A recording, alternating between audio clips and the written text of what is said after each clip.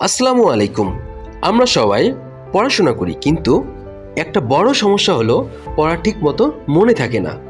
পরীক্ষার হলে গিয়ে মনে হয় সব মাথা থেকে হারিয়ে গেছে।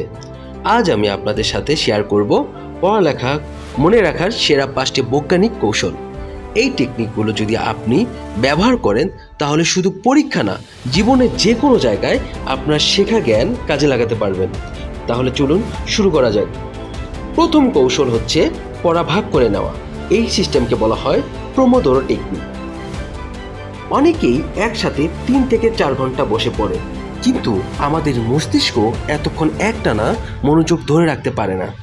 একটানা পড়লে ক্লান্তি চলে আসে, ফলে আমরা ভুলে যাই। বরং আপনি যদি 25 মিনিট পড়েন, তারপর 5 মিনিট বিরতি নেন, এতে আপনার মস্তিষ্ক রিফ্রেশ হয়। এটাকে বলা হয় প্রোমোদোরো টেকনিক। চলুন একটা উদাহরণ দেই। ধরুন আপনি 2 ঘন্টা পড়তে চান। প্রথম 25 মিনিট পড়লেন, তারপর 5 মিনিট বিরতি নিলেন, আবার 25 মিনিট পড়লেন, আবার 5 মিনিট বিরতি নিলেন। এভাবে 4টা প্রোমোদোরো মিলিয়ে 2 ঘন্টা পড়া হয়ে গেল।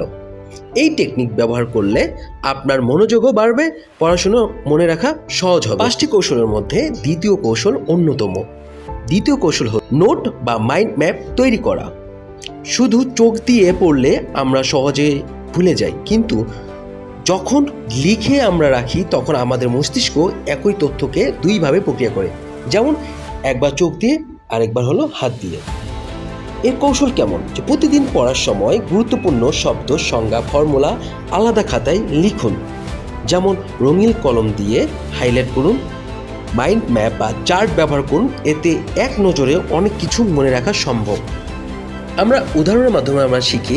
আপনি যদি ইতিহাস পড়েন, তাহলে বছরের তালিকা একটা টাইমলাইন আকারে লিখে রাখুন, অথবা ভিজুয়াল রিপ্রেজেন্টেশন তৈরি করলে পড়া মনে রাখা অনেক সহজ হয়। তৃতীয় কৌশল হচ্ছে অন্যকে বোঝানো, যেটাকে বলা হয় লার্ন অ্যান্ড টিচ।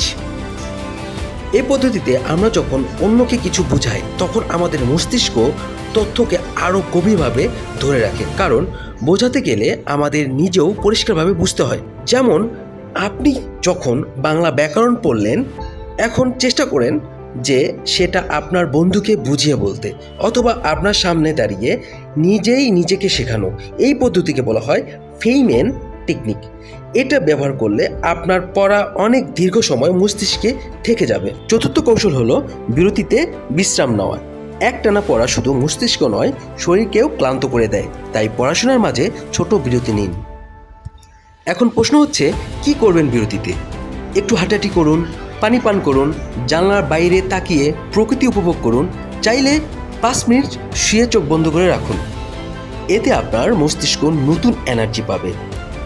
আরেকটা গুরুত্বপূর্ণ বিষয় হচ্ছে শরীরচর্চা। প্রতিদিন অন্তত 15 থেকে 20 মিনিট হাঁটাহাঁটি করলে আপনার মনোযোগ ও স্মৃতিশক্তি দুটোই বাড়বে। এইবার আমরা জানবো পড়া মনে রাখার সর্বশেষ এবং সবচেয়ে কার্যকরী কৌশল। পঞ্চম ও সবচেয়ে গুরুত্বপূর্ণ কৌশল হলো রিভিশন করা। একবার পড়লে সেটা মনে থাকবে না। গবেষণায় দেখা গেছে আমরা পড়ার 24 ঘন্টার মধ্যে প্রায় 70% তথ্য ভুলে যাই। তাহলে এর সমাধান কি? এর সমাধান হচ্ছে রিভিশনের ফর্মুলা। প্রথম পড়ার পর 24 ঘন্টার মধ্যে রিভিশন দিন, তারপর 3 দিন পরে, এরপর 1 সপ্তাহ পরে, তারপর 1 মাস পরে। এভাবে নির্দিষ্ট সময়ের ব্যবধানে রিভিশন করলে পড়া মস্তিষ্কে চিরস্থায়ীভাবে গেঁথে যাবে। চলেন আমরা উদাহরণের সাহায্যে আমরা এটা বোঝার চেষ্টা করি। যদি আজকে নতুন একটা অধ্যায় পড়েন, তাহলে আজ রাতে একবার দেখে নিন, তারপর 3য় দিন পর আরেকবার। এভাবে পড়লে পরীক্ষার হলে প্রশ্ন পড়ে মনে পড়ে যাবে। এগুলো হলো পড়ালেখা মনে রাখার সেরা 5টি কৌশল। আমি আবার সংক্ষেপে বলে দিচ্ছি। প্রথম কৌশল হচ্ছে পড়া ভাগ করে পড়া, যেটাকে বলা হয় প্রোমোদোরো টেকনিক। 2 হচ্ছে নোট ও মাইন্ড ম্যাপ তৈরি করা। 3 নম্বর কৌশল হচ্ছে অন্যকে বোঝানো। 4 নম্বর হচ্ছে বিরতি ও বিশ্রাম দেওয়া। আর 5 নম্বর হচ্ছে রিভিশন ফর্মুলা। এই 5টি ফর্মুলার মধ্যে সবচেয়ে কার্যকরী ফর্মুলা হচ্ছে ব্যায়াম, নিজেকে ফিট রাখা এবং মস্তিষ্ককে ভালোভাবে শক্তি ধারণের জন্য নিজেকে ফিট রাখতে হবে। এই 5টি কৌশল যদি আপনি আজ থেকেই ব্যবহার করা শুরু করেন, দেখবেন পড়াশোনায় বিশাল একটা পরিবর্তন আসবে। ভিডিওটি ভালো লেগে থাকলে লাইক, শেয়ার অ্যান্ড সাবস্ক্রাইব করতে ভুলবেন না। আর কমেন্টে জানাবেন আপনি কোন কৌশল সবচেয়ে বেশি ব্যবহার করেন। সো আজকে এই পর্যন্তই। আল্লাহ হাফেজ।